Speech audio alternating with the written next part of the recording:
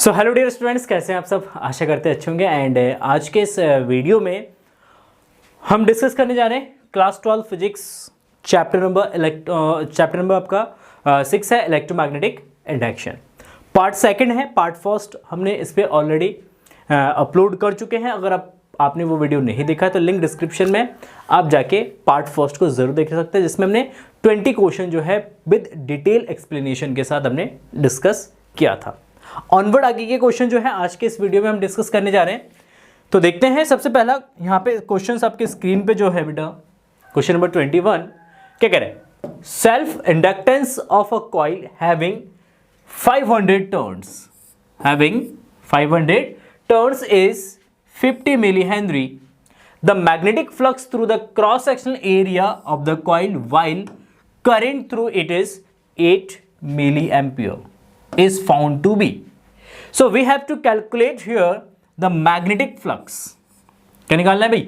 Magnetic flux निकालना है। तो we have given here L is equal to 50 millihenry and current I is equal to आपका दे रखा है 8 मिली एम्पियर। तो as you know जो आपका टोटल फ्लक्स है, total flux N phi is equal to the Li. N phi is equal to what? That is Li. Okay ठीक है।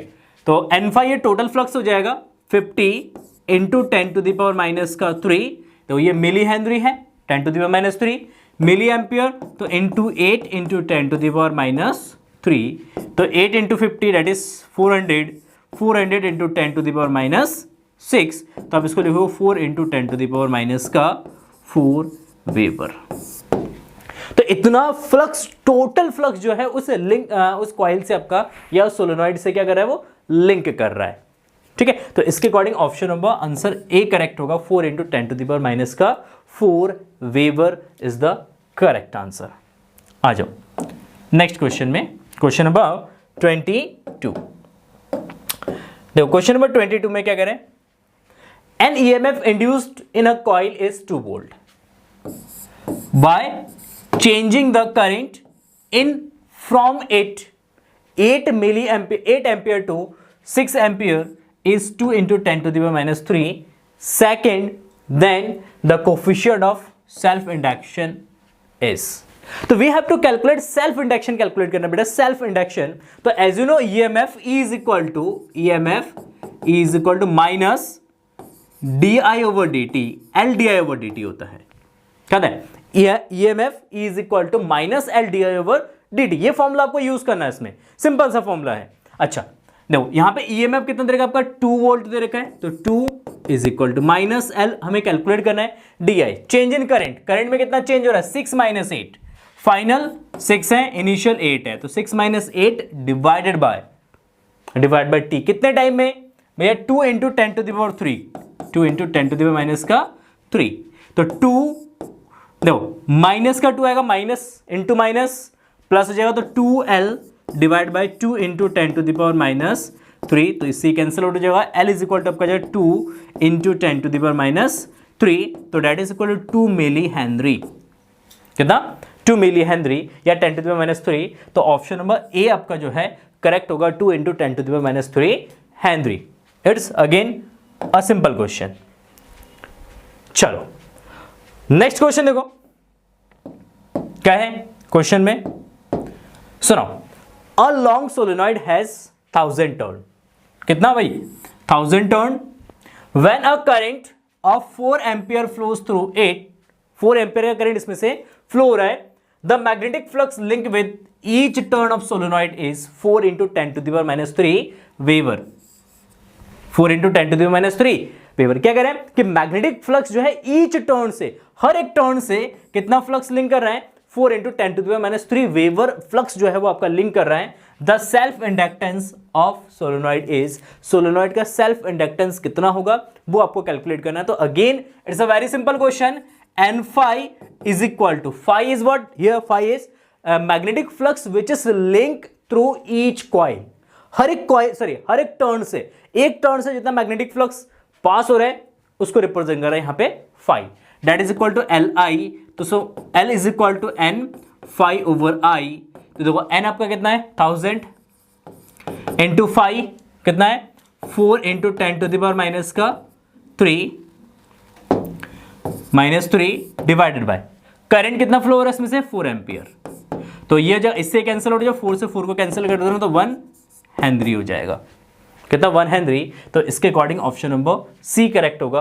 1 henry is the correct answer. बस आपको just ये वाला कॉन्सेप्ट यहाँ पे यूज करना है, इस वाले फॉर्मूले का आपको यहाँ पे यूज जो है कर लेना है। नेक्स्ट क्वेश्चन, क्वेश्चन नंबर 24 कह रहे a coil and a bulb are connected in series with a DC source, DC source के साथ कनेक्ट किया गया। A soft iron core is insert in the coil, then the intensity of the bulb, bulb की intensity क्या होगा। जैसे हम soft iron core को इंसर्ट करेंगे इंडक्टर के अंदर तो क्या होगा। लेट्स से ये आपका एक इंडक्टर है और इसके साथ आपने यहां पे एक बल्ब को आपका बल्ब कनेक्टेड है और ये आपका एक डीसी सोर्स है, डीसी सोर्स के साथ हमने इसको कनेक्ट कर रखा है। ठीक है, तो एज यू नो जब इसमें करंट फ्लो होगा, करंट फ्लो होगा तो यहां पे एक मैग्नेटिक फील्ड जनरेट होगा जो कि कांस्टेंट मैग्नेटिक फील्ड होगा। क्या होगा, कांस्टेंट मैग्नेटिक फील्ड होगा। ठीक है, कांस्टेंट मैग्नेटिक फील्ड है। तो अचानक से हम क्या करते हैं, इसके अंदर एक क्या करते हैं, एक आयरन की कोर जो है इंसर्ट कर देते हैं। जब हमारे पास सोलेनॉइड है, सोलेनॉइड के अंदर जैसे ही एक सोलेनॉइड के अंदर आपका क्या करेंगे, एक कोर इंसर्ट करेंगे सॉफ्ट आयरन का, तो इससे क्या होगा, सॉफ्ट आयरन के कोर इंसर्ट करते ही, क्योंकि जो आपका सोलेनॉइड है, सोलेनॉइड के अंदर का जो मीडियम है वो मीडियम आपका चेंज होगा। जैसे मीडियम चेंज होगा तो यहां पे आपका मैग्नेटिक फील्ड जो है अचानक से क्या हो जाएगा, रिड्यूस हो जाएगा। जैसे कोर इंसर्ट करेंगे, सॉफ्ट आयरन कोर इंसर्ट करेंगे तो मैग्नेटिक फील्ड रिड्यूस होगा। जैसे ही आपका मैग्नेटिक फील्ड रिड्यूस होता है तो उस इंस्टेंट, क्योंकि मैग्नेटिक फील्ड रिड्यूस होगा तो कॉइल क्या करेगा, उस रिड्यूसिंग मैग्नेटिक फील्ड को सपोर्ट करने के लिए उसी करंट के डायरेक्शन में एक करंट इंड्यूस करेगा। क्या करेगा, यहां पे एक करंट इंड्यूस करेगा इस करंट के डायरेक्शन में। जैसे इस करंट के डायरेक्शन में इंड्यूस करेगा तो सर्किट में नेट करंट जो है वो आपका इंक्रीज होगा। और जैसे सर्किट में नेट करंट इंक्रीज होगा, करंट इंक्रीज होते ही बल्ब की जो ग्लो है वो भी आपका इंक्रीज हो जाएगा। तो इसके according option number C correct होगा। तो सिंपल सा एक्सप्लेनेशन है कि हम जैसे आयरन कोर को इंसर्ट करेंगे, कॉइल के अंदर मैग्नेटिक फील्ड रिड्यूस होगा, इंस्टेंट मैग्नेटिक फील्ड रिड्यूस होगा। तो जैसे इंस्टेंट मैग्नेटिक फील्ड रिड्यूस होगा तो सर्किट में मैग्नेटिक फील्ड जब इस कॉइल में रिड्यूस होगा तो मैग्नेटिक कॉइल सेल्फ इंडक्शन की वजह से क्या करेगा, एक करंट इंड्यूस करेगा इस करंट के डायरेक्शन में मैग्नेटिक फील्ड को सपोर्ट करने के लिए। और जैसे करंट इंड्यूस होगा इस करंट के डायरेक्शन में तो उस केस में आपका क्या होगा, बल्ब जो है आपका वो और ज्यादा ग्लो करना स्टार्ट करेगा। तो ऑप्शन नंबर सी जो है वो आपका करेक्ट है। आ जाओ नेक्स्ट क्वेश्चन में, देखो क्वेश्चन क्या तरीका next. The magnetic magnetic potential energy stored in a certain inductor is 25 milli joule. कितना, 25 मिली जूल है। When the current in the solenoid is 60 milli ampere, this inductor is of inductance। करेंगे इस inductor की जो inductance है वो कितना होगा। सिंपल सा क्वेश्चन है, दो we have given the magnetic potential energy, तो U is equal to 25 milli joule. तो ये आपका जो 25 into 10 to the power minus 3 joule हो जाएगा, माइनस का है जूल हो जाएगा। ठीक है, अच्छा करंट कितना है इसमें, I is equal to 60 milli ampere है। तो ये आपका 60 into 10 to the power minus का 3 एम्पियर हो जाएगा। अच्छा, और पोटेंशियल एनर्जी का फॉर्मूला होता है इंडक्टर के लिए, ये होता है half of L I square, half of L I square. तो यहां से एल इज इक्वल टू आपका 2u divide by I square. तो सिंपली 2 इंटू यू आपका है 25 into 10 to the power minus का 3 divided by I square. I आपका 60 into 10 to the power minus 3 into 10 to the power minus 3, दो बार multiply कर देंगे। देखो 10 टू द पावर माइनस 3 से 10 to the power minus 3 cancel, ये कैंसल आउट हो जाएगा। ठीक है, 2 इंटू 25 तो आएगा 50 डिवाइड बाय, देखो 6 इंटू 6 36 और 1 2, तो ये आपका 10 टू द पावर माइनस का 1 बचेगा पावर। देखो यहाँ पे माइनस का 3 और यहाँ से 2 0 आएगा तो प्लस 2 करेंगे तो माइनस का 1 बचेगा। ठीक है ना। यस, ये जाएगा ऊपर आपका, तो ये आपका जाएगा 500 डिवाइड बाय 36। देखो माइनस का 1 ऊपर जाएगा तो प्लस का हो जाएगा, तो 10 से 50 के मल्टीप्लाई करेंगे 500 आ जाएगा। और अच्छा 36 से 500 को डिवाइड कर दो ना, तो ये आपका 2 से डिवाइड होगा 225 डिवाइड बाय 18, 2 से फिर डिवाइड हो जाएगा ये 125, और ये आपका जाएगा 9 है ना। 9 से इसको डिवाइड कर देना, तो 9 1 जा 9, बचा कितना आपका 3 5, 9 4 जा 36 होता, 9 3 जा 27, बचा कितना 8 पॉइंट लगा दो डेसिमल, तो 13 पॉइंट समथिंग आएगा, तो ये डी ऑप्शन आएगा 13.89 मिली हेनरी। ठीक है, तो जस्ट आपको ये वाला फॉर्मूला यूज करना है, ये एनर्जी का फॉर्मूला याद रखना, ठीक है ना। इलेक्ट्रोमैग्नेटिक इंडक्शन में जो पोटेंशियल एनर्जी है, इंडक्टर के अंदर जो पोटेंशियल एनर्जी है वो होता है हाफ ऑफ Li²। आ जाओ नेक्स्ट क्वेश्चन में, the mutual inductance M12 of coil first with respect to coil second, करके M12 जो है वो कॉइल फर्स्ट का म्यूचुअल इंडक्टेंस है कॉइल सेकेंड के रिस्पेक्ट में। अच्छा, अब यहां में कह रहे increase when they are brought near, करिए इंक्रीज होगा जब इसको आपस में एक दूसरे के पास में ले आएंगे। यस, एज यू नो, अगर टू कॉइल्स फार पॉइंट पर हैं तो मैग्नेटिक फ्लक्स फर्स्ट कॉइल के कारण सेकंड कॉइल से जो लिंक करेगा मैग्नेटिक फ्लक्स वो बहुत ही वीक होगा, बहुत कम होगा। जैसे उसको पास ले आते हैं, नजदीक लाएंगे, एक दूसरे के नियर अबाउट लाएंगे, तो क्या होगा, मैग्नेटिक फ्लक्स ज्यादा लिंक करेगा। मैग्नेटिक फ्लक्स ज्यादा लिंक करेगा तो उस केस में म्यूचुअल इंडक्टेंस आपका इंक्रीज होगा। तो एज यू नो, ठीक है, क्योंकि जो आपका म्यूचुअल इंडक्टेंस है वो आपका फ्लक्स पे डिपेंड करता है। किस पे डिपेंड करेगा, फ्लक्स पे डिपेंड करेगा। Depend on the current passing through the coil, जो कॉइल्स है, कॉइल्स में जो करंट पास हो रहे हैं उस करंट पे डिपेंड करेगा। इंक्रीज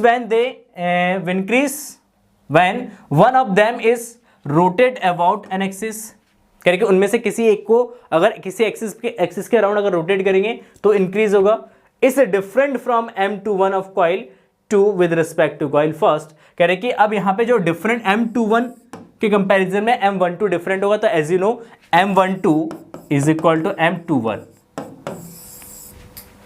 ठीक है, तो ये होगा M12 is equal to M21, तो यहां पे इन दोनों का वैल्यू भी आपका सेम होता है, ठीक ना। तो mutual inductance which is depend on the current passing through the coil, इससे इंडिपेंडेंट होता है। अब वो करंट किस रेट से चेंज हो रहा है उस पर डिपेंडेंट करता है। अगर हम टू कॉइल्स की अगर बात करें तो फर्स्ट कॉइल में जो आपका करंट चेंज होगा उस करंट चेंज पे डिपेंड करेगा। नहीं रुक जाओ एक minute.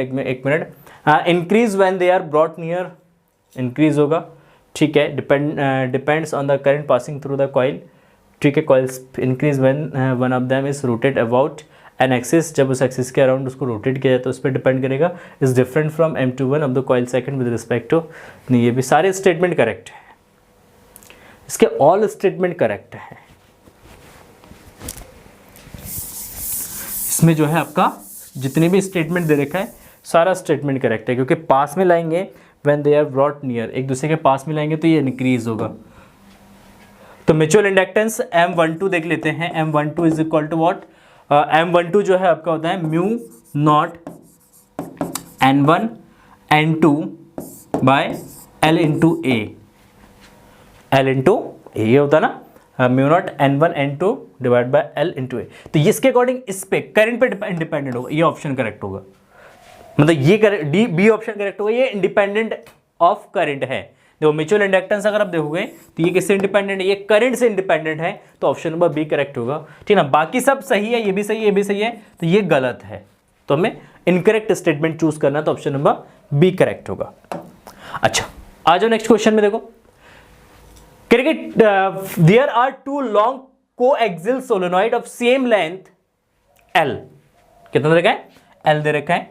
The inner and outer coil have radius R1 and R2 and the number of turns per unit length N1 and N2 respectively. The ratio of the mutual inductance of the self to the self inductance of the inner coil, ठीक ना। Inner coil, अंदर का जो coil है, अंदर जिसका radius कितना है R1 है और जिसका नंबर ऑफ टर्न्स कितना है N1 है, नंबर ऑफ टर्न्स कितना है N1 है, तो उसके रिस्पेक्ट में ये कह रहे हैं कि mutual inductance and self inductance का रेशियो कितना होगा। तो देखो mutual inductance M is equal to आपका होता है, mutual inductance M is equal to होता है mu naught N1 into N2 into L into A. Area दोनों का सेम रहेगा, सेम कॉइल की बात कर रहे हैं, इनर कॉइल की बात करते हैं, दोनों के लेंथ और एरिया सेम रहेगा, लेंथ और एरिया में कोई मतलब चेंज नहीं होगा। L इज इक्वल टू देखो ये जब mu naught N1 square into L into A, L से ए एल आपका कैंसिल हो जाएगा, म्यू नॉट से म्यू नॉट कैंसिल हो जाएगा, ए कैंसिल N1 से N1 कैंसिल हो जाएगा, तो ये आपका N2 बाय N1 आ जाएगा। ठीक है, तो सिंपली आपका म्यूचुअल इंडक्टेंस का फॉर्मूला लगाना है, सेल्फ इंडक्टेंस का फॉर्मूला लगाना है, दोनों को डिवाइड कर देना। कंडीशन है दोनों के केस में एरिया और लेंथ को सेम रखेंगे, क्योंकि एक ही कॉइल की हम बात कर रहे हैं यहां पे, जो कि इनर कॉइल है। कौन सी कॉइल है? इनर कॉइल की हम बात कर रहे हैं। ठीक है, तो इसके अकॉर्डिंग N2 बाय N1, तो इसके अकॉर्डिंग ऑप्शन नंबर जो है बी करेक्ट होगा आपका, सी ऑप्शन होगा, ये ऑप्शन होगा C, N2 by N1 is the correct answer. Yes, देखो नेक्स्ट क्वेश्चन नंबर 28 क्या कह रहे हैं, when the magnetic flux link with a conducting wire loop changes with is induced in the time an cable. क्या कह रहे हैं कि जब हम मैग्नेटिक फ्लक्स लिंक करते हैं किसी लूप से, कोई भी आपका एक वायर लूप है, उस वायर लूप से जब आपका मैग्नेटिक फ्लक्स लिंक करता है और वो टाइम के रिस्पेक्ट में चेंज होता है, तो क्या इंड्यूस करता है? तो as you know it induced EMF. तो उस कॉइल में क्या इंड्यूस करेगा? पहले वो ईएमएफ इंड्यूस करेगा, जैसे ही ईएमएफ इंड्यूस होगा देन आपका करंट उसमें फ्लो ना स्टार्ट करेगा। तो ऑप्शन नंबर डी करेक्ट होगा, इंड्यूस्ड ईएमएफ। ठीक है, अच्छा आ जाओ next question number 29। An electromagnetic induction the induced charge in coil is independent of. कह रहे कि इंड्यूस्ड चार्ज जो है आपका वो किससे इंडिपेंडेंट है? तो देखो induced EMF is equal to minus delta phi upon delta T. कितना? Delta phi upon delta T, ये induced EMF according to Faraday's law. अच्छा करंट क्या होगा? तो करंट ई बाय आर, तो डेट इज ई, ये हो गया आपका, तो माइनस का 1 by R D phi over D T. तो as you know Q is equal to क्या होता है? आई इंटू डी टी, या D Q is equal to I into D T. तो अब जब इसका मल्टीप्लाई करो तो 1 by R D phi over D T into D Q D T, तो डी टी से डी टी कैंसिल हो जाएगा, तो minus D phi over R. तो देखो जो चार्ज है डी क्यू, जो स्मॉल अमाउंट में जो चार्ज इंड्यूस्ड होगा उस कॉइल के अंदर या उस कंडक्टर के अंदर, तो वो चेंज इन फ्लक्स पे डिपेंड करेगा, वो रेजिस्टेंस पे भी डिपेंड करेगा, इस पे भी डिपेंड करेगा, इस पे भी डिपेंड करेगा, इस पे डिपेंड नहीं करेगा time taken to change the flux, time पे डिपेंड नहीं करेगा। किस पे डिपेंड नहीं करेगा? टाइम पे डिपेंड नहीं करेगा। तो ऑप्शन नंबर बी करेक्ट होगा। तो ये इसका एक्सप्लेनेशन है। ठीक है, तो option number B is the correct answer. फिर भी कोई डाउट है तो आप कमेंट सेक्शन में पूछ सकते हैं। अच्छा नेक्स्ट क्वेश्चन है, if the resistance of conductor is infinite. कह रहे कंडक्टर का जो रेजिस्टेंस है वो इनफाइनाइट है, the power required to move a conductor in a uniform magnetic field is. कह रहे कि अगर कंडक्टर का रेजिस्टेंस इनफाइनाइट है और उस कंडक्टर को एक मैग्नेटिक फील्ड में मूव करना है, तो उसको मूव करने के लिए कितना पावर चाहिए? तो power basically as you know power P is reciprocal to 1 by R, power P is reciprocal to 1 by R, या directly proportional to 1 by R, है ना। आर के डायरेक्टली प्रोपोर्शनल होता है। अगर आर आपका इनफाइनाइट है तो एज यू नो अगर आर इनफाइनाइट है तो पावर कितना हो जाएगा? आपका 0 हो जाएगा।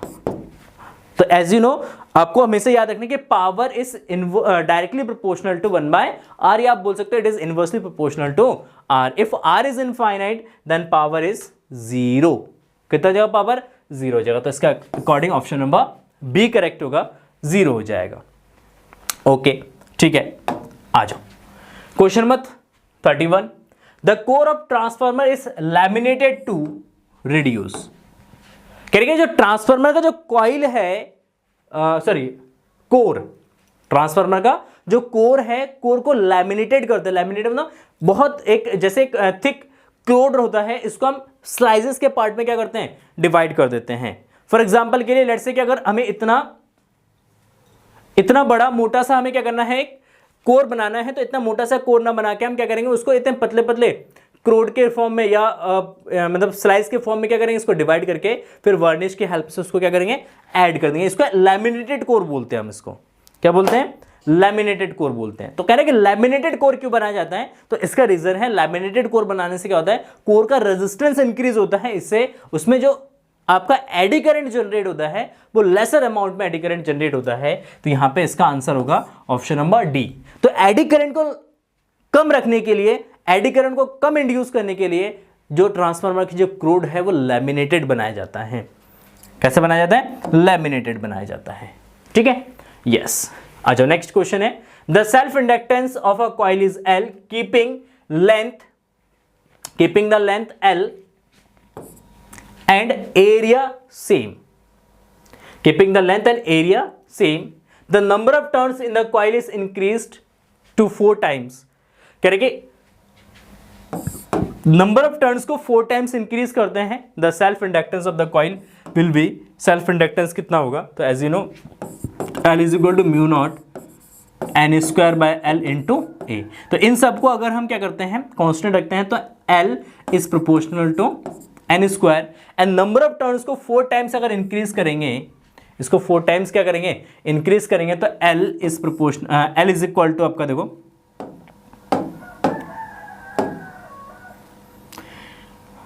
हाँ यहां पे 4 रख देना, तो ये 16 एंड 4 रखोगे, ऐसे रखो इसको, ऐसे करो, ऐसे करो, 4n का स्क्वायर, 4n का स्क्वायर तो कितना जाएगा, ये आपका जाएगा L is proportional to 16 n square. तो क्या होगा, 16 टाइम इंक्रीज हो जाएगा, कितने टाइम्स, 16 टाइम ये इंक्रीज हो जाएगा। तो ऑप्शन नंबर डी करेक्ट होगा, क्योंकि n स्क्वायर पे डिपेंडेंट होता है, n square by L into A, ठीक ना। तो अगर n स्क्वायर पे डिपेंडेंट है तो उसका मतलब अगर नंबर ऑफ टर्न्स को क्या करेंगे, n टाइम्स इंक्रीज करेंगे, तो self inductance n square time increase हो जाएगा, कितना, n स्क्वायर टाइम इंक्रीज हो जाएगा। ठीक है, तो इसलिए अगर 4 टाइम्स इंक्रीज करेंगे तो सेल्फ इंडक्टेंस आपका 4 का स्क्वायर मीन 16 टाइम इंक्रीज हो जाएगा। तो ऑप्शन नंबर आपका डी करेक्ट हो जाएगा इसका। आ जाओ नेक्स्ट क्वेश्चन में, which of the following statement are incorrect, इसमें से कौन सा स्टेटमेंट आपका इनकरेक्ट है। तो फर्स्ट है, flux can varied by changing any one or more of terms B A and theta. Yes, कह रहे कि जो फ्लक्स है, फ्लक्स को चेंज करने के लिए जो फ्लक्स है, phi is equal to B A cos theta होता है। तो फाई फ्लक्स को चेंज करने के लिए आप बी चेंज कर सकते हैं, आप ए भी चेंज कर सकते हैं, आप थीटा भी चेंज कर सकते हैं, या आप तीनों को भी चेंज कर सकते हैं। तो इज इट ट्रू, यस, ये स्टेटमेंट आपका करेक्ट है। अच्छा, सेकेंड स्टेटमेंट में आ जाओ, flux can also be altered by changing the shape of coil I by shrinking it or stretching it in a magnetic field. तो कह रहे कि अगर कॉइल की शेप को अगर हम चेंज करें, तो एज यू नो शेप को चेंज करेंगे या उसका साइज को चेंज करेंगे तो एरिया चेंज होगा। क्या चेंज होगा, एरिया चेंज होगा। जब एरिया चेंज होगा तो एरिया चेंज होने से ओनली यहां पे इस केस में एरिया चेंज होगा, तो एरिया को चेंज करके भी हम फ्लक्स को चेंज कर सकते हैं। तो ये स्टेटमेंट भी आपका करेक्ट है। अच्छा, नेक्स्ट स्टेटमेंट है, a gentle push on the magnet in a magnetic field initiated the motion in magnet and its kinetic energy continuously increase without expending any energy। हाँ देखो, यहां पे सिंपली अगर हम मैग्नेट को मूवमेंट देते हैं, तो मैग्नेट को अगर मूवमेंट देंगे तो उससे होगा क्या, कह रहे कि उसके काइनेटिक एनर्जी कंटिन्यूअसली इंक्रीज होगा। तो एज यू नो यहां पे एनर्जी कंजर्वेशन वर्क करता है, लेंज लॉ वर्क करता है। जब आप मैग्नेट को मूवमेंट देंगे, कॉइल मैग्नेट को रिपल करेगा, उसको रोकने की कोशिश करेगा, उसकी स्पीड को रिड्यूस करने की कोशिश करेगा। जब उसकी स्पीड रिड्यूस होगा तो काइनेटिक एनर्जी रिड्यूस होगा, ना कि इंक्रीज होगा। काइनेटिक एनर्जी क्या होगा, रिड्यूस होगा। तो एज यू नो कि काइनेटिक एनर्जी इंक्रीज हो रहा है, इसमें दे रखा है कि काइनेटिक एनर्जी कंटिन्यूसली, सॉरी देखो समझो सिंपल, ये आपका कॉइल है, ये आपका मैग्नेट है। जब इस मैग्नेट को यहां पे मूवमेंट इंसर्ट करोगे कॉइल के अंदर, तो कॉइल का ये वाला जो पोल है ये आपका नॉर्थ पोल के जैसा बिहेव करेगा और इसको रिपल करेगा। मतलब मैग्नेट के मोशन को क्या करेगा, वो रिटार्ड करेगा, मैग्नेट के मोशन को रिटार्ड करेगा। तो इस केस में मैग्नेट की जो वेलोसिटी है वो रिड्यूस होगा, वो डिक्रीज होगा। वेलोसिटी डिक्रीज होगा तो काइनेटिक एनर्जी डिक्रीज होगा, काइनेटिक एनर्जी डिक्रीज होगा, इंक्रीज नहीं होगा। यहां पे दे रखा है कि कंटिन्यूअसली इंक्रीज होगा। That is the incorrect statement. ठीक है, तो इनकरेक्ट स्टेटमेंट चूज करना। देखो, when a bar magnet is experience a repulsive force due to the induced current, the person has to do work in the moving in moving the magnet, the energy spent by the persons is dissipated by joule heating produced by the induced magnet। हाँ, ये सही है, ठीक है, ठीक है, but ये वाला स्टेटमेंट हमारा करेक्ट होगा, क्योंकि रिपेल करेगा तो पर्सन को क्या करना पड़ेगा, वर्क करना पड़ेगा। अब जब वो वर्क करेगा तो वर्क जो है वो किसी जो है उसके फॉर्म में कन्वर्ट होगा, इलेक्ट्रिकल एनर्जी के फॉर्म में कन्वर्ट होगा। जब कॉइल में करंट पास होगा तो करंट जो है कॉइल को थोड़ा सा क्या कर रहा है, हीट अप करेगा, तो हीट के फॉर्म में भी वो कुछ एनर्जी लॉस हो जाएगा, तो ये हमारा करेक्ट होगा। ठीक है, यस यस। देखो क्वेश्चन नंबर 35 क्या कह रहे हैं question, a square loop is symmetrically placed between two infinite long current carrying wire in the same direction, the magnitude of current in both the wire are same. Now match the column first with column second and select the correct answer from the codes given below। देखो, we have given two wire first and wire second। Simple इसको समझना है। यहाँ पे ये आपका infinite long wire है, ये भी आपका इनफाइनाइट लॉन्ग वायर है, वायर फर्स्ट वायर सेकंड, और इसके बीच में आपका एक जो है कॉइल रखा है इस तरीके से, रेक्टेंगल स्क्वायर कॉइल यहाँ पे इसको प्लेस किया गया है।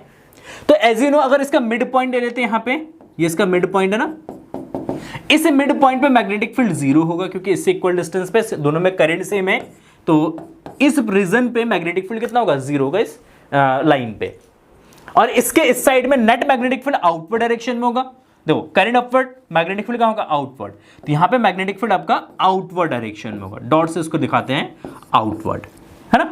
अच्छा, इस वाले रीजन में current upward, net magnetic field, इसमें net magnetic field word use कर रहा हूं मैं। इन दोनों का जो नेट मैग्नेटिक फील्ड होगा वो आपका अंदर होगा, क्रॉस होगा। इस तरीके का एक परसेप्शन यहां पे क्रिएट होगा। इस लाइन पे मिड में जो लाइन ड्रॉ किया मैंने, यहां पे मैग्नेटिक फील्ड आपका जीरो होगा। सो नाउ अब फर्स्ट यहां पे देखा, loop is moved towards right. Loop को हम इस डायरेक्शन में मूव करते हैं। जब इस डायरेक्शन में मूव करेंगे, मैग्नेटिक फील्ड चेंज होगा, फ्लक्स चेंज होगा। जब फ्लक्स चेंज होगा तो करंट इंड्यूस्ड होगा। बट किस डायरेक्शन में करंट इंड्यूस होगा, तो फ्लेमिंग्स राइट हैंड रूल्स के अकॉर्डिंग, देखो कंडक्टर्स को ये मैग्नेटिक फील्ड, यहां पे मैग्नेटिक फील्ड का आउटवर्ड डायरेक्शन में कंडक्टर को मूव कर रहे हैं, कहां मूव कर रहे हैं, सॉरी कंडक्टर इस डायरेक्शन में मूव हो रहा है, इस डायरेक्शन में जाना, तो ये कंडक्टर के मोशन के डायरेक्शन को शो करता है। मैग्नेटिक फील्ड आउटवर्ड, कंडक्टर इस डायरेक्शन में मूव कर रहा है, तो करंट कहां इंड्यूस्ड होगा, यहां पे इस वाले साइड में करंट डाउनवर्ड डायरेक्शन में इंड्यूस होगा। तो करंट इस तरीके से इस कॉइल में आपका इंड्यूस्ड होगा। तो जब कॉइल में करंट इस तरीके से इंड्यूस्ड होगा तो ये आपका क्या है, ये आपका क्लॉकवाइज करंट है। तो यहां पे ए जो है वो किसके साथ लिंक करेगा, वो पी के साथ लिंक करेगा कि induced current in loop is clockwise.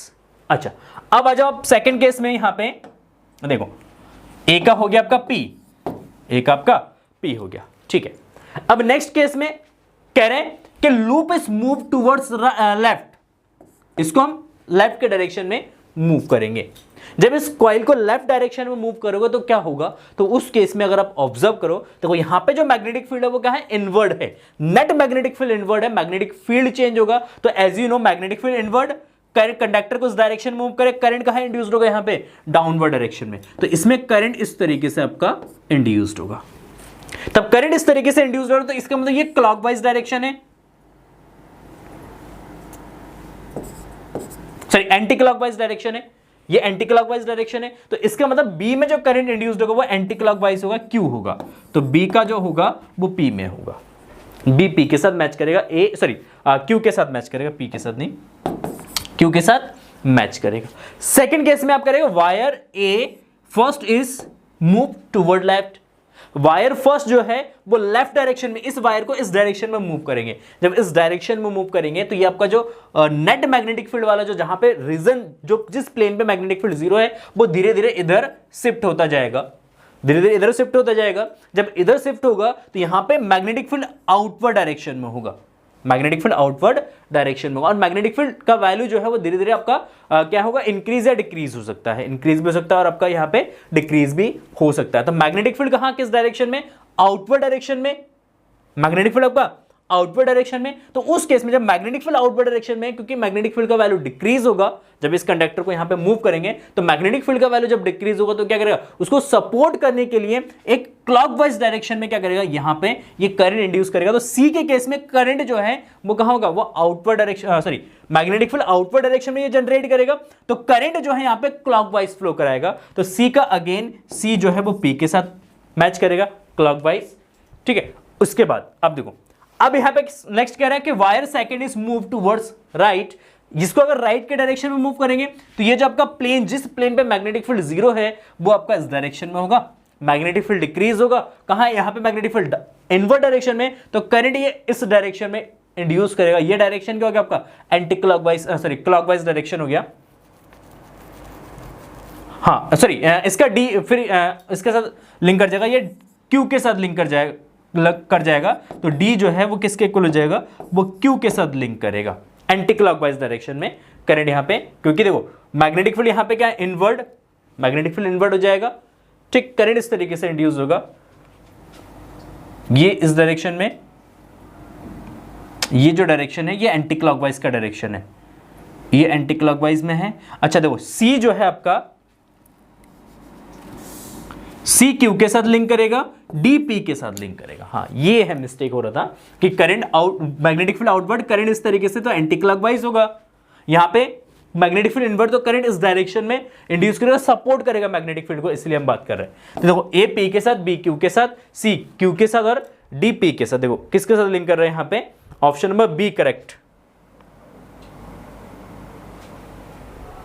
हाँ ये वाला ऑप्शन है, ऑप्शन नंबर ए पी के साथ, बी क्यू के साथ, सी क्यू के साथ और डी जो है वो आपका पी के साथ मैच कर रहा है, तो ऑप्शन नंबर ए करेक्ट होगा, ठीक है।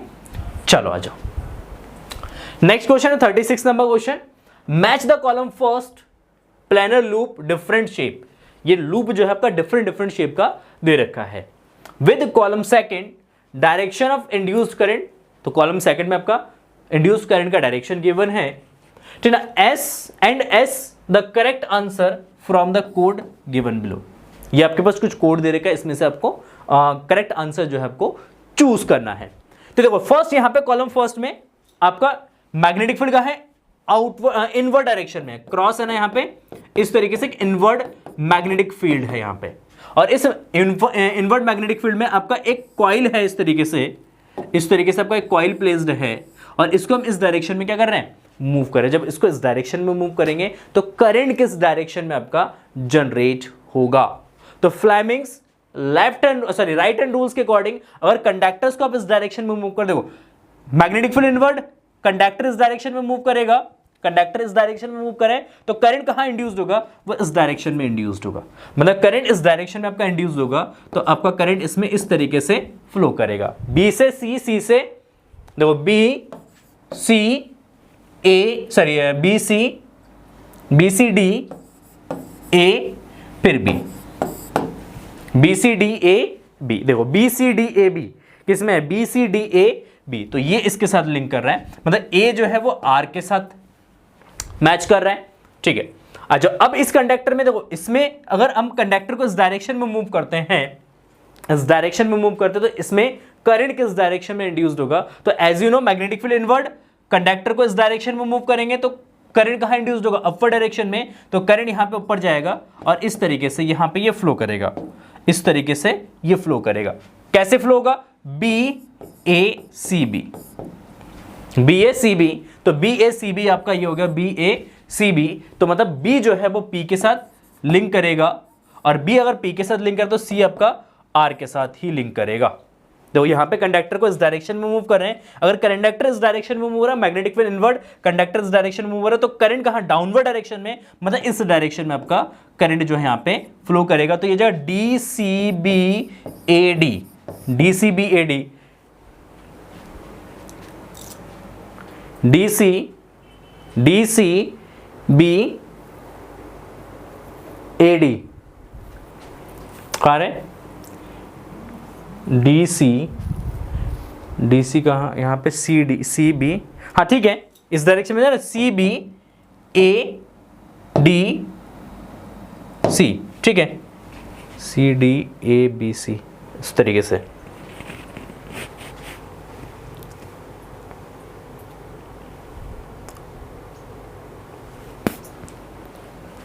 अगर मैग्नेटिक फ्लू कट करेगा ये, हाँ तो सी क्यू के साथ लिंक करेगा डायरेक्टली। आप वैसे भी देख सकते हो सी जो है वो क्यू के साथ लिंक कर जाएगा डायरेक्टली। अगर दो हमने करेक्ट कर लिया तो थर्ड ऑटोमेटिकली सी क्यू के साथ लिंक करेगा ही करेगा। ठीक है, तो इस केस में अगर हम बात करेंगे तो ए आर के साथ, बी पी के साथ और सी क्यू के साथ, ऑप्शन नंबर ए करेक्ट होगा।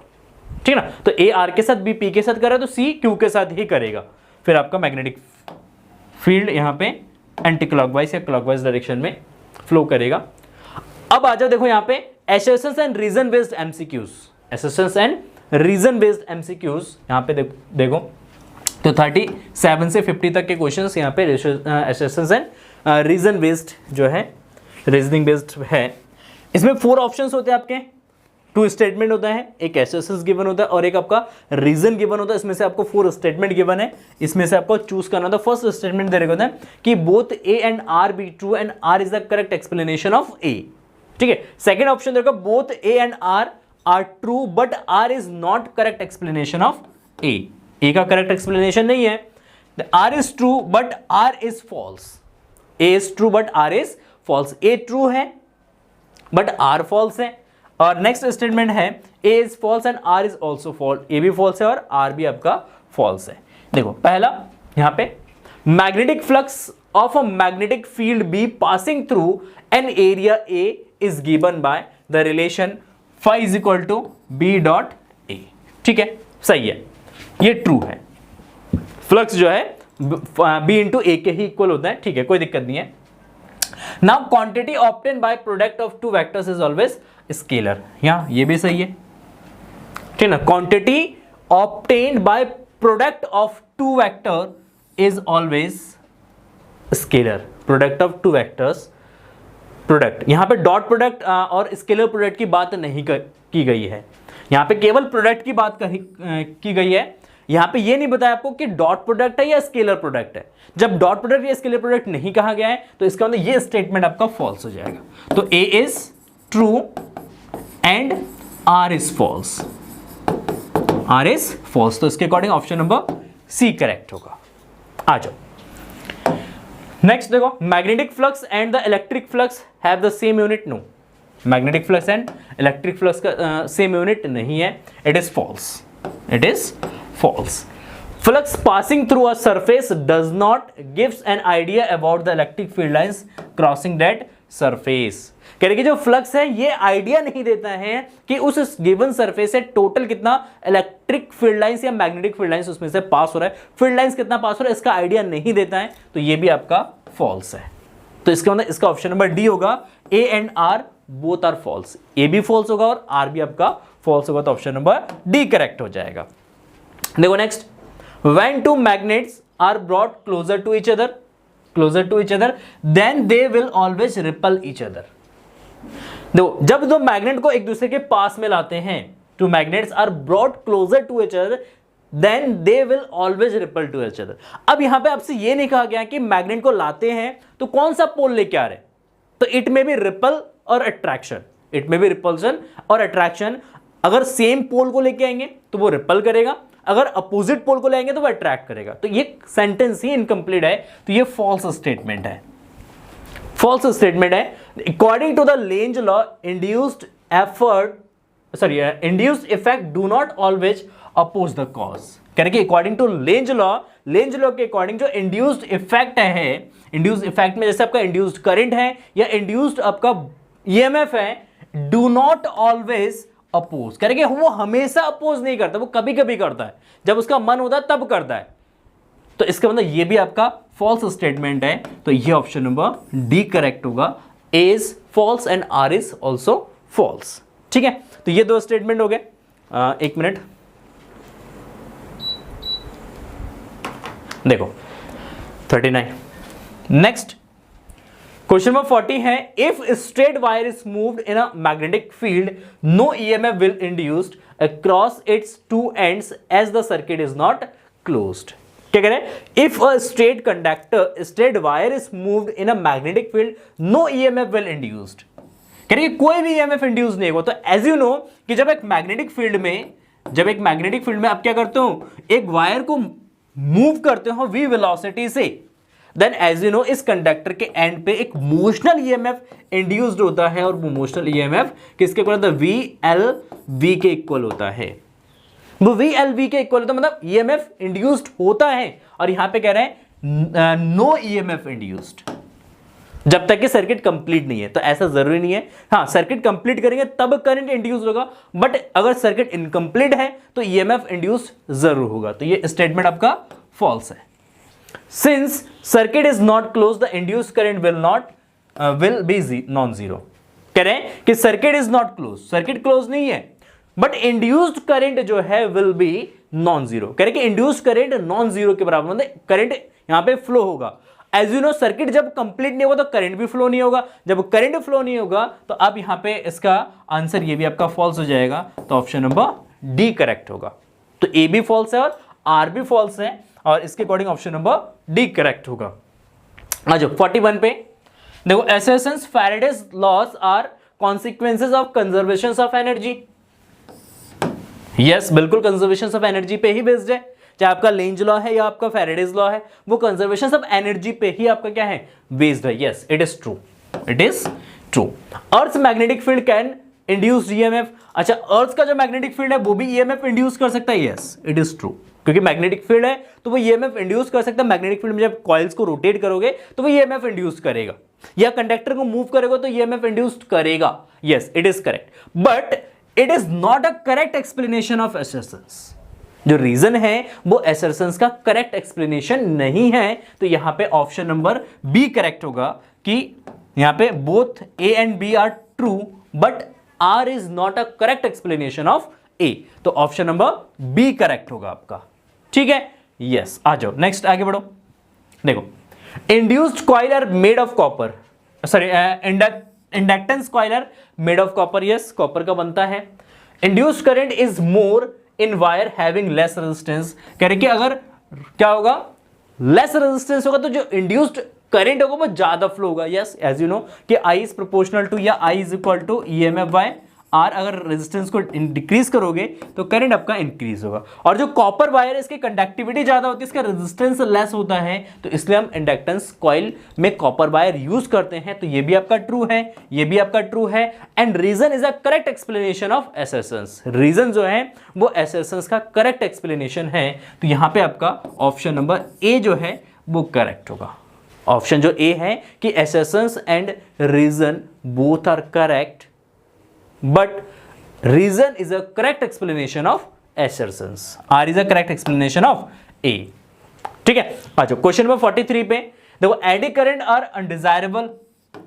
कह रहे कि एडी करंट अनडिजायरेबल है, उसका कोई यूज ही नहीं है, वो बिजनेस ऑफ एनर्जी है, ऐसा कह रहे हैं। Eddy current heat up the core and dissipated electrical energy in form of heat. Yes, हाँ, एडी करंट जो है वो हीट अप करता है, हीट करता है, और कुछ एनर्जी को वो, इलेक्ट्रिकल एनर्जी को वो हीट के फॉर्म में क्या करता है, लॉस करता है। ये तो ट्रू है, रीजन जो है आपका ट्रू है कि हाँ एडी करंट आपका क्या करता है, हीट अप करता है। अगर एडी करंट हीट अप करता है और वो आपका dissipated electrical energy in form of heat, हाँ हीट के फॉर्म में वो यूज क्या करता है, जो है एनर्जी का लॉस करता है। ठीक है, ये भी आपका ट्रू है, क्योंकि एडी करंट जब एनर्जी लॉस करेगा तो वो अनडिजायरेबल होगा, क्योंकि बहुत सारी चीजों में, बहुत सारे इक्विपमेंट में बहुत ज्यादा एनर्जी जो है एडी करंट की वजह से क्या होता है, लॉस होता है। तो यहां पे ऑप्शन नंबर ए करेक्ट होगा कि assertions and reason both are correct, और R is a correct explanation of A कि ए अनडिजायरेबल क्यों है, क्योंकि ये हीट के फॉर्म में एनर्जी को डिसिपेट करता है। तो ऑप्शन नंबर ए करेक्ट होगा। ठीक है, आ जाओ next 44 number question. When a metallic conductor is moved in and out in a magnetic field, then an induced EMF is produced across it। करके एक मेटेलिक कंडक्टर को एक मैग्नेटिक फील्ड के अंदर और बाहर जब इसको मूव करते हैं इस तरीके से, लेट्स से यहाँ पे मैग्नेटिक फील्ड है ये, और इस मैग्नेटिक फील्ड में इस कंडक्टर को एक बार बाहर और एक बार अंदर ले जाएंगे, तो जब इसको इन आउट मूव करेंगे तो उसकी वजह से, इन आउट मोशन की वजह से एक ईएमएफ इंड्यूस्ड होगा। वो ईएमएफ किसके इक्वल हो जाएगा, वो ईएमएफ वी एल के इक्वल होगा, वी एल के इक्वल होगा। यस, तो ये स्टेटमेंट हमारा ट्रू है। Second, eddy current will not be produced in a metallic surface, करके एडी करंट जो है वो मेटेलिक सरफेस पे प्रोड्यूस नहीं होगा। Moving in and out in a magnetic field, जब मेटेलिक सरफेस को क्या करेंगे, एक मैग्नेटिक फील्ड के अंदर इन आउट इस तरीके से उसको मूव करेंगे, तो उसके मोशन से कह रहे हैं कि एडी करंट जनरेट नहीं होगा, ठीक ना। तो ऐसा नहीं है, क्योंकि अगर एक मेटेलिक कंडक्टर को मैग्नेटिक फील्ड के अंदर मूव करते हैं तो मैग्नेटिक फील्ड लाइंस को कट करेगा, तो उसके सरफेस पे एक एडी करंट जनरेट होगा। तो इसका मतलब ये स्टेटमेंट आपका फॉल्स है, ये जो स्टेटमेंट है ये स्टेटमेंट आपका फॉल्स है। तो इसके according option number C correct होगा, assertions is correct but reason is false, ठीक है। तो ऑप्शन नंबर सी करेक्ट होगा इसका। आ जाओ नेक्स्ट, आगे क्वेश्चन देखो यहां पे 45 number question, when coil in galvanometer with metallic core oscillates then electromagnetic damping occurs. Yes, बिल्कुल देखो मैग्नेटिक गैल्वेनोमीटर के अंदर, जो हमारा गैल्वेनोमीटर है, गैल्वेनोमीटर के अंदर मेटालिक कोर को ऑसिलेट करते हैं, उसको अगर ऑसिलेट करेंगे वहां पे वाइब्रेट कराएंगे, तो वाइब्रेट कराने से क्या होगा कि इस मेटालिक कोर में एक एडी करंट आपका क्या होगा, जनरेट होगा, एडी करंट जनरेट होगा। और एडी करंट जब जनरेट होता है तो वो उसके मोशन को अपोज करता है, एडी करंट उस कंडक्टर के मोशन को क्या करता है, अपोज करेगा। जब अपोज करेगा तो वो धीरे धीरे डैम्प होगा, धीरे धीरे उसकी स्पीड या उसकी जो फ्रीक्वेंसी है, वाइब्रेशन फ्रीक्वेंसी है, वो धीरे धीरे क्या होगा, रिड्यूस होता जाएगा, और जो हमारा ऑसिलेशन है वो डैम्प कर जाएगा, वो डैम्पिंग होगा। यस, ये आपका ट्रू है। अच्छा देखो रीजन क्या दे रखा है, eddy current generate in the core. Yes, eddy current generate होगा कोर में, ये भी मैंने आपको एक्सप्लेन किया है। अपोज द मोशन, क्या करेगा वो, मोशन को अपोज करेगा and bring the coil to rest quickly, और कॉइल को वो जल्दी से क्या करेगा, रेस्ट में ला देगा। यस, ये भी आपका ट्रू है।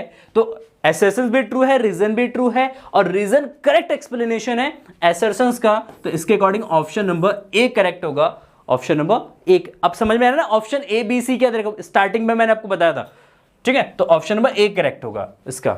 आ जाओ नेक्स्ट 46 पे देखो, 46 नंबर क्वेश्चन क्या कह रही है, ये कह रहा है coefficient of the self inductance of an inductor depends upon the rate of change of current passing through it.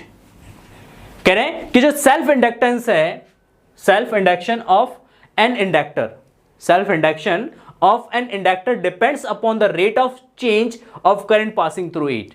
कह रहे कि जो इंडक्टर है उसका जो इंडक्टेंस है L, वो rate of change of current पे डिपेंड करता है। यस, करता है, ये ट्रू है। रीजन यहां पे देखो, इधर का एक्सप्लेनेशन दे रखा है पूरा कि from E is equal to L DI over dt।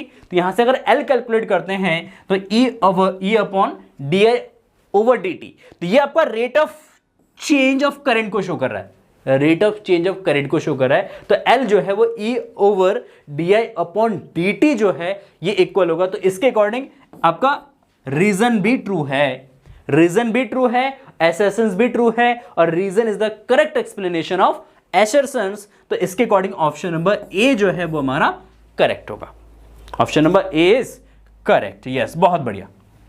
आ जाओ नेक्स्ट क्वेश्चन में देखो, नेक्स्ट क्वेश्चन रहेगा क्वेश्चन नंबर 47। क्या कह रहे हैं, the self induced EMF is also called back EMF. Yes, हाँ, इंड्यूस्ड ईएमएफ को हम बैक ईएमएफ बोलते हैं क्योंकि वो बैकवर्ड डायरेक्शन में अप्लाइड वोल्टेज के बैक डायरेक्शन में इंड्यूस करता है, तो उसे बैक ईएमएफ भी बोलते हैं। ये हमारा ट्रू है। The self induced EMF oppose any change in the current in a circuit. कह रहे सेल्फ इंड्यूस्ड जो ईएमएफ है वो अपोज करता है any change in current in the circuit. Circuit में अगर कोई भी करंट चेंज होता है तो उस चेंज इन करंट को क्या करता है, सेल्फ इंड्यूस्ड ईएमएफ अपोज करता है according to Lenz law. Yes, ये भी आपका ट्रू है, ये भी आपका ट्रू है। तो इसलिए यहां पे ये जो है क्योंकि अपोज कर रहा है तो अपोजिट डायरेक्शन में, इसलिए इसको बैक ईएमएफ भी बोलेंगे। तो यहां पे assertions and reason both are correct and reason is a correct explanation of assertions. तो इसके अकॉर्डिंग ऑप्शन नंबर ए जो है आपका करेक्ट होगा, ठीक है। यस, आ जाओ आगे बढ़ते हैं नेक्स्ट क्वेश्चन में।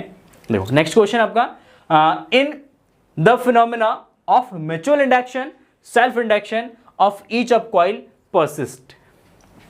तो कह रहे हैं the phenomena of mutual induction का फिनोमेना एंड सेल्फ इंडक्शन का phenomena of each of the coil persist, मतलब हर एक कॉइल में वो कंसिस्ट करता है।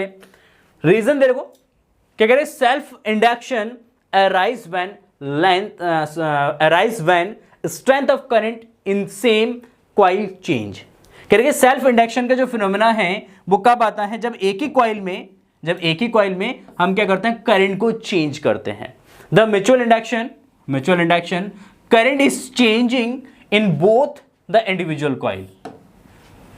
क्या कह रहे हैं, द म्यूचुअल इंडक्शन तब होगा the current is changing in both the individual coil. अगर हम दोनों कॉइल में करंट को क्या करते हैं, चेंज करते हैं, या दोनों में से किसी भी एक कॉइल में करंट को चेंज करते हैं, तो म्यूचुअल इंडक्शन के फिनोमेना आपको देखने को मिलता है। तो म्यूचुअल इंडक्शन तो डिफरेंट कॉइल के बीच में होता है, सेल्फ इंडक्शन एक ही कॉइल के अंदर होता है। तो दोनों यहां पे रीजन आपका करेक्ट है, रीजन आपका यहां पे ट्रू है, रीजन ट्रू है। In the phenomena of mutual induction self induction each of the coil, हाँ ये भी आपका ट्रू है, तो ऑप्शन बी करेक्ट होगा। बट ये करेक्ट एक्सप्लेनेशन नहीं है एसर्शंस का, रीजन जो है वो एसर्शंस को करेक्ट एक्सप्लेन नहीं कर रहा है। ठीक है, आ जाओ देखो 49 number question. If the inner solenoid is much shorter than and placed well inside the outer solenoid, then the flux linkage NIA can still be calculated। ठीक, ये क्या कह रहे हैं कि एक शॉर्टर सोलेनॉइड है, ये एक छोटा सा सोलेनॉइड है, और ये जो है एक बड़े से सोलेनॉइड के अंदर रखा है, एक बड़े से सोलेनॉइड के अंदर रखा हुआ है, इस तरीके से रखा हुआ है। ठीक है, अब यहां पे क्या कह रहे हैं, then the flux link NIA can be still be calculated. देखो मैग्नेटिक फील्ड क्या होता है, mu naught NI small n I, तो इस एरिया से कितना फ्लक्स पास होगा, तो phi is equal to mu not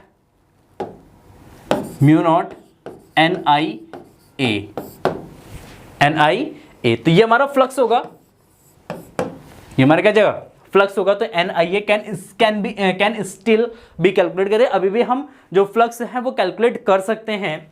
अब आ जाओ रीजन के अंदर।